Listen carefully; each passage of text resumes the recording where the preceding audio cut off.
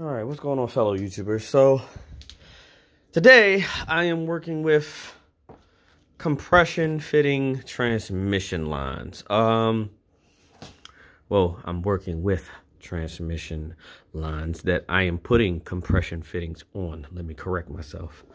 As you see, this is the compression fitting side.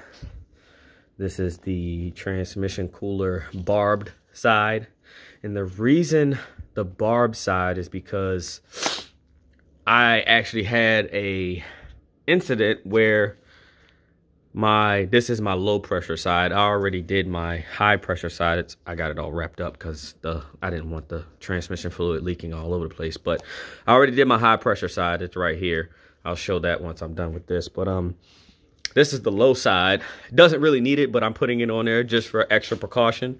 I had issues where when I had just the clamps holding it onto the bare line, and as you see, I had to sand it down. I even got a little rough edges on it so the hose would actually grip to it a bit. But even that, with two hose clamps, wouldn't hold this line onto it. Now, like I said, this is the low side, so I didn't have any issues. The high side is where I had the issue. I actually had two clamps holding the high pressure side hose to the transmission cooler line, and it blew off one day, and it scared the crap out of me. I can't even lie. I was trying to figure out where all the smoke was coming from. I just seen all kinds of smoke in my rearview mirror. For the people that know about it, you know, I'm pretty sure you guys experienced it or known this to happen to someone before, but it just shot transmission fluid everywhere. As you can see, it's all on the front of my radiator. It was on the front side of the trans cooler. It was just all over the place. As you can see, you can still see the residue in certain spots all up front side. Well, this is the condenser. Sorry, not the radiator, condenser. And it's all over the power steering cooler. Wiring behind the bumper, you know, the front, yeah, all that stuff up here, the radiator support, all the way down on the splash guard that goes under the truck. It was just everywhere, and it was just a complete mess. And it happened to me twice. So after the second time, I said, man, I can't do this no more. So I found out about these compression fittings, which I know a lot of people, some people are a little iffy about them, but I know some people are going to hate me for this, but it is what it is. I've used compression fittings on my brake lines before with zero issues. So I'm like, well, brake fluid and brake lines are under a lot of pressure, so I don't see why they wouldn't be able to handle transmission lines. And I actually looked up, and they actually make compression fittings specifically for transmission lines, where this comes in. This is well, like I said in the beginning of the video, compression fitting that goes into a barbed hose, where you put the hose on the barbed side, and the barb keeps the line from coming off, so it has something to grip on, versus it being a smooth flush surface where once it builds up pressure, that hose tends to slide down over time, and then eventually it shoots off, and that's when you have transmission fluid all over the place, plus all underneath your truck, and it's not fun trying to clean up. So this is my answer. This is I actually heard a lot of good reviews on these things. They're not expensive. They're like 15 bucks on Amazon or eBay. I got these off eBay. They were like 15 bucks on there. Actually, I think this set was 8 bucks. The first set I tried were actually the wrong ones. This is a 3/8 line. I thought it was 5/16. I did some research. I had to find out the hard way. These are not 5/16 lines, you guys. These are 3/8 lines, okay? This is a 3/8 compression fitting to a 3/8 barbed hose, okay? This is what this is. You can get a 3/8 compression fitting to a smaller diameter if you want a 5/16 or a 3/8, whatever you want to get.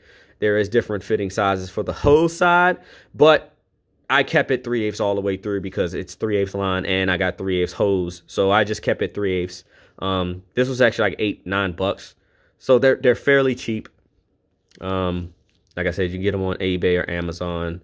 And this is really going to fix my issue, because compression fittings can handle a lot of pressure versus just these clamps and a hose, you know, tightened onto a smooth fitted, you know, line. And everybody knows that transmission lines are under a lot of pressure, especially the high side. The low side, not so much, but the high side, it's definitely under a lot of pressure. So if you guys are having this issue, I'm telling you, these are the answer. I'm actually about to put this together now.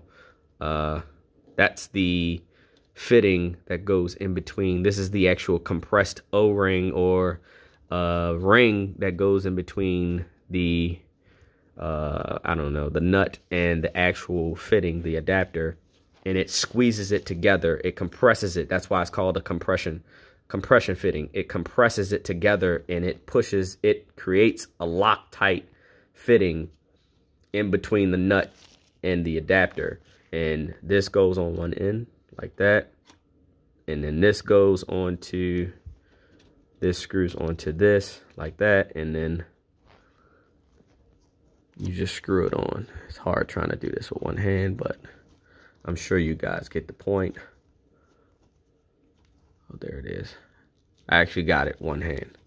And if I could do this with one hand, I'm pretty sure this shouldn't be hard for anybody else that actually, you know, knows how to work on vehicles or trying to do it yourself. The reason why my line is like this is because I installed I can't remember, a 10K Max or a True Cool transmission cooler. I can't remember if it's 10K Max or something like that, but it's a True Cool cooler kit, where you can see I had the brackets and everything. I had to put this thing together, and these are the hoses. Now, originally, the original trans cooler bolted up right here. You can even see the old oil cooler screws that went in right here, and it was fairly small. I'd say about maybe a little bit bigger than this latch for the hood. Like, I mean, it probably wasn't even half of this trans cooler that I got on here now.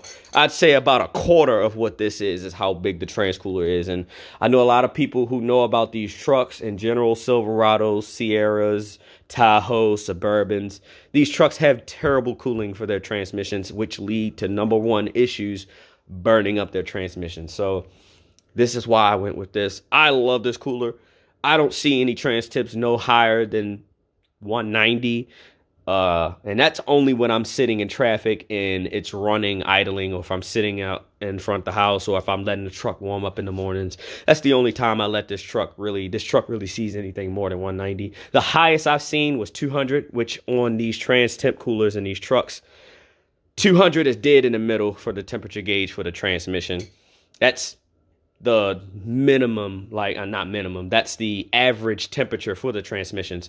With this cooler on here, running, driving, or just city driving or highway driving, I barely see these things get over 120. I mean, I cruise highway miles, city, I barely see any temps over 120. Sometimes it doesn't even leave the mark of 100, which is the coldest that the temperature gauge reads is 100, and sometimes it doesn't even leave the 100 spot. So this cooler, I definitely give it a thumbs up. It's a True Cool transmission cooler. I can't remember if it's a 10K Max. I think that's what it's called, but if not, I know that the True Cool transmission is what it's called for sure. No, I'm not advertising for them. I'm just giving my honest opinion about it. This is the reason why I've been having this issue. They had the barb fittings that screwed into the trans cooler, and they had barb fittings that screw into it. I only have one clamp holding it on. I've never had any issues with the hoses popping off of the actual trans cooler. It was always where they connected to the original lines that came from the transmission on the truck, where they would pop off because there was so much pressure. These hose clamps would not be able to hold the hose to the line. So these compression fittings is what's going to fix this issue. So this is my review. I'll come back in a second to show you guys once it's all together. All right, and this is what it looks like now that I'm done. Really clean. a lot better. And I still managed to fit 2 of the clamps on there. I tried my best to get them as close as possible. I still have some trust issues with these things, but I know for a fact from what I've been seeing in the reviews on these things that it'll definitely work a lot better than just it being a hose right onto the transmission line, or the hard line going into a regular rubber hose. And this is transmission cooler lines too, cooler hoses. So the hoses are actually fine. They actually hold up to the pressure. I did have an issue where the hose that was supplied with the True Cool trans cooler had busted on me and split the hose in half. That's one thing that I will say about these kits, is that if you get them, go to your auto parts store and grab some trans cooler lines specifically for transmissions. I don't know why, but the hoses that they supply with the kits, they are not worth a damn thing. And maybe about a week after I installed this kit, one of the hoses that got supplied with the kit, I actually believe it was the high pressure side, the hose actually split right up in here, and I was trying to figure out where it was coming from. I knew it was the transmission line that was leaking, but I wasn't sure if it was the hard line going down back towards the transmission that was leaking, or if it was up here. I had to take my front grill off. As you see, I had to take the grill off and everything and actually look down in here, and I had to start the truck up to actually see where the transmission fluid was coming from. And it was a line right here. It was a whole split right here, and it was just gushing out. And that is a nightmare, guys. That's something you don't want to deal with. So even if you don't do a True Cool transmission cooler upgrade, any transmission cooler upgrade, you want to get transmission cooler lines specifically for transmissions, because myself, I can't trust the coolers, the transmission lines that are supplied with the kits. So I thought, because, you know, they supplied the cooler, that it would be supplied with trans cooler lines, but apparently that isn't the case. So you guys get any aftermarket trans cooler, or if you guys going with a, you know, aftermarket cooler in general, go to your hardware store, go to auto store, wherever you can get it, and get some transmission cooler lines specifically for transmissions, or you'll run into that problem. And then also these compression fittings with barb on them, it is a must, because this line will definitely come off of the hard line. The rubber hoses do not want to hold on to these hard lines.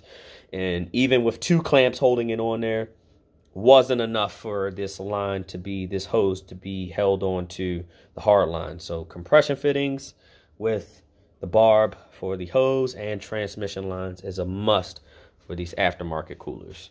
So as you see, I'm done, finished up, about to put my grill back on and everything. And I hope this video helps for you guys.